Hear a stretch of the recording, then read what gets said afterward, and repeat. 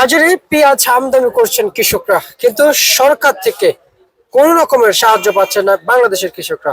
প্রিয় দর্শক, এবং বাংলাদেশের কৃষকরা সরকারের কাছে আবেদন জানাচ্ছেন যে সার বিষ কীটনাশকের দাম কম থাকার জন্য কিংবা কম রাখার জন্য, এবং কৃষকরা কিন্তু সার বিষ কীটনাশক স্বল্প মূল্য পাচ্ছে না। সেগুলো বিষয়ে একটু জানবো। সরাসরি কথা বলছি কৃষকের সাথে। আসসালামু আলাইকুম। ওয়ালাইকুম আসসালাম। কেমন আছেন?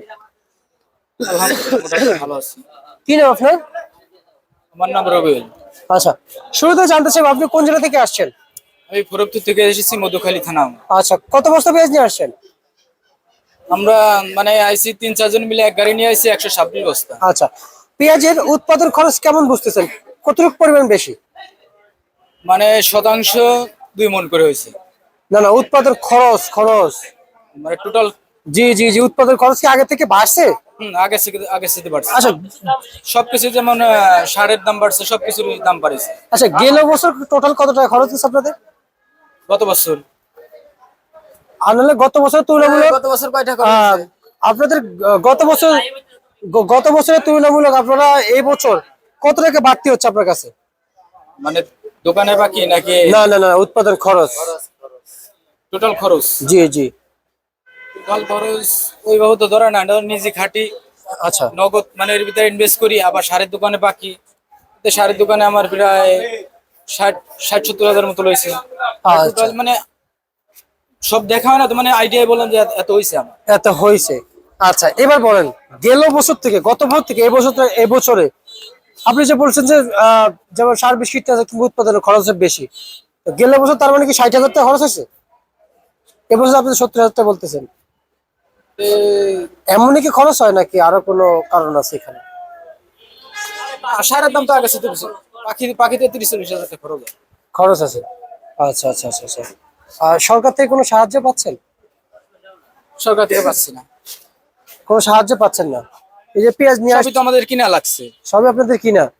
আচ্ছা, আজকের চলমান বাজারে পেঁয়াজ কত বিক্রি করছেন? 27 টাকা কেজি। 27 টাকা কেজি। বাজারে রসুনের দাম কেমন দেখতে পাইছেন? রসুন বিক্রি দেখলাম যে আজকে 45 টাকা কেজি। 45 টাকা। আচ্ছা, অপরদিকে এই যে হালি পেঁয়াজ কিংবা মুড়ি কাটা পেঁয়াজ, হালি পেঁয়াজ তো 8-9 মাস রাখা যায়, মুড়ি কাটা পেঁয়াজ রাখা যায় না কেন? এটা সঠিক জানি না, যে যার যেরকম মুড়ি কাটা তো রাখে না, মুড়ি কাটা আগেই মানে আলি পেঁয়াজের আগে জি আলি জি পেঁয়াজের আগে বিছেলায়। জি, কিন্তু মুড়ি কাটা পেঁয়াজ রাখা যায় না, তাই না? ওটা রাখে না, রাখিলো হালি পেঁয়াজটাই পাকাই রাখে। আচ্ছা আচ্ছা আচ্ছা। মুড়ি কাটা পয়সা যায় এই জন্য রাখে। ওইটাও পেঁয়াজ এইটাও পেঁয়াজ, কিন্তু পচে যায়। ওটা রাখে না, ওটা হলো আগে বিছেলায় দেয়, মানে মুড়ি কাটা আলি পেঁয়াজের আগে লোড হয়ে যায়। আচ্ছা আচ্ছা আচ্ছা, বুঝতে পারছি। না আমি যা বুঝতেছি আপনারা এই বিষয়ে ভালোই জানেন, ভালোই বুঝেন যে আসলে কি অবস্থা আর কিভাবে আপনাদের আবাদ করতে হয়, উৎপাদন করতে হয়, এটা আপনারাই ভালো জানেন দেশি পণ্য হিসাবে। আর পেঁয়াজ এবছর যে উৎপাদন করেছেন কিংবা আবাদ করেছেন, কেমন মনে হচ্ছে এবছর কি ন্যায্য দাম হচ্ছে? আমাদের যা পাচ্ছি মানে আমাদের 40 টাকা 45 টাকা 50 টাকা হলে আমাদের হতো, মানে আমাদের ঘাটতিটা পূরণ হতো, একটু থাকতো আমাদের কিছু। আচ্ছা, আর এইভাবে আমাদের থাকছে না। মানে লস যাচ্ছে, মানে এভাবে আপনাদের কিছুই যেমন হচ্ছে এই জায়গা পেঁয়াজ আমরা আনছি, যদি আমরা 27 টাকা বেচি, কিন্তু 27 টাকায় তো পাচ্ছি না। আমাদের গাড়ি ভাড়া আছে, আনার খরচ আছে, সবকিছু দিয়ে আরো ধরেন 40 কেজিতে আমরা এখন বলি, তাতে আমাদের থাকতেছে যদি 1000 টাকায় যা কেজি বেশি মানে মন বেশি, তাহলে আমাদের